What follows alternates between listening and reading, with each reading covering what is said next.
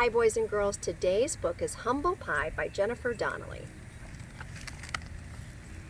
Once upon a time, a long time ago it was, there lived a very bad boy named Theo.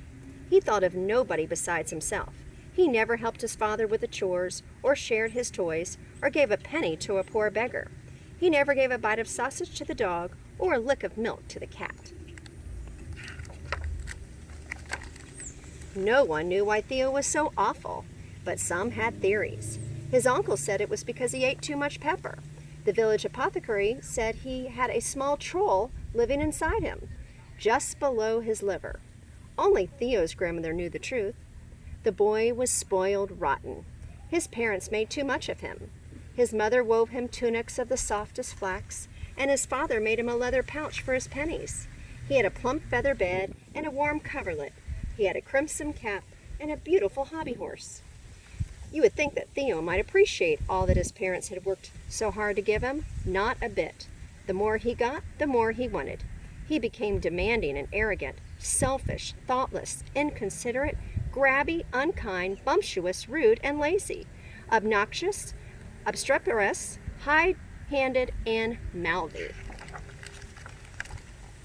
One day, when the bread wouldn't rise, and the cat had kittens in the sewing basket, and Meg, the servant girl, burned the stew, and Theo's mother's patience was gone, Theo came in and grabbed a basket of strawberries she had just picked.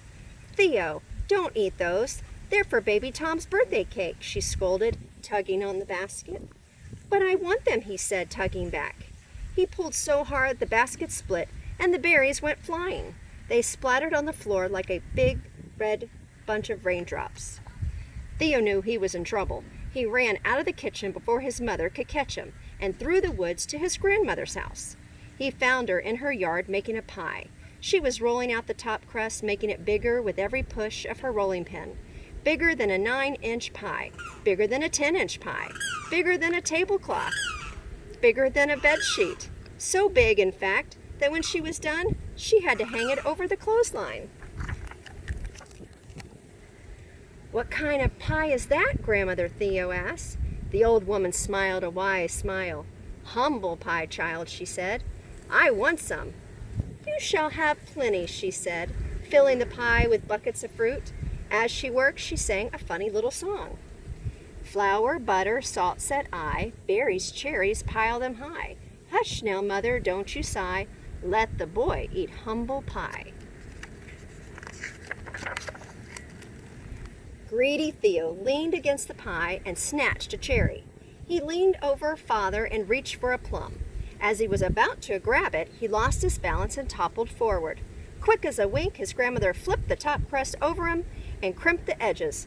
Theo was sealed in the pie. "Help!" he shouted. "Grandmother, get me out!" "Only you can do that, child," she said, and then she went inside, still singing her pie song. "Flour, butter, salt, say I, plums and peaches, pile them high. The child will shout, the child will cry, until he has tasted humble pie." Furious, Theo launched into the biggest temper tantrum you've ever seen. He kicked and screamed. He pummeled the top crust. He stomped the bottom crust. He threw himself from side to side and rocked the pie so hard that it tipped upright onto its edge. He found he could roll forward this way, and that way he could see out of the steam holes. "I know what to do," he said. "I'll roll home. Mama will cut me out with her sewing scissors."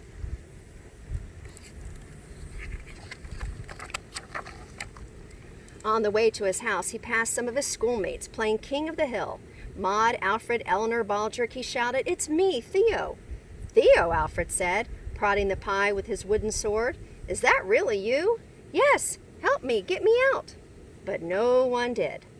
Maud said, "He boasts and brags and wants his own way." Alfred said, "He never takes turns and he never shares." Eleanor said, "He tattles and tells and always makes trouble." Baldric said nothing. He just gave the pie a push. The others joined in and got it rolling. The pie rolled fast. Whenever it hit a pothole, it flew high into the air and landed with a bang. Theo was bounced and trounced and jounced. By the time he got home, he was dizzy. He had a lump on his head and a scrape on his knee. He couldn't wait to get out of the pie. His family was sure to be worried about him. They were certain to miss him. Why, they probably missed him so much they were crying their eyes out. But when he rolled up to the kitchen window, he saw that they weren't crying. They were laughing. Meg was singing, and Fred the stable boy was playing the mandolin. His grandmother was serving cake and cider. His parents were dancing. The dog and cat were dancing too. They were all celebrating baby Tom's birthday.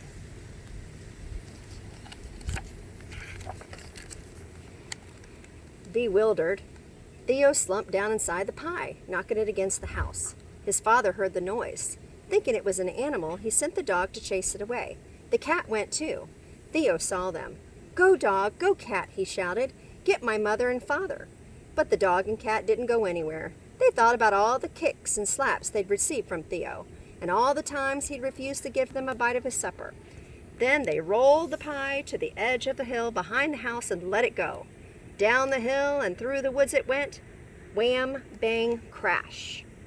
Theo howled and yowled and thumped and bumped over rocks and ruts and branches.